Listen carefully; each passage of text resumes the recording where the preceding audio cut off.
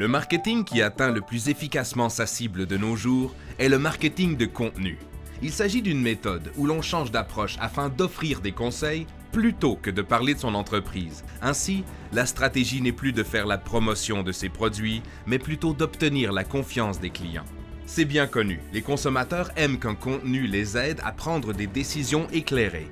Il faut donc éviter le baratin publicitaire pour se concentrer sur l'information utile qui attire les visiteurs.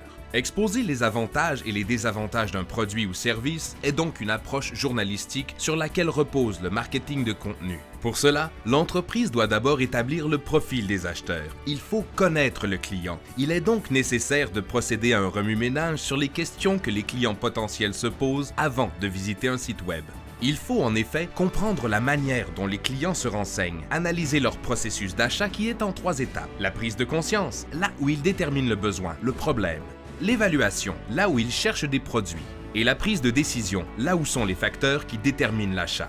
Avec ces outils en main, on pourra composer notre contenu informatif à l'attention des clients qui comprendra des analyses, des exemples, des statistiques, des études de cas, ainsi que des témoignages de clients, des témoignages d'experts, etc. Le marketing de contenu repose davantage sur l'endurance que sur la vitesse, car il faut avant tout établir une relation de confiance avec le public. Il faut créer un lien émotionnel. Et parmi les nombreux moyens tels des blogs ou autres, la vidéo est certainement celui qui tisse le plus étroitement ce lien de confiance, car il crée avant tout un contact visuel.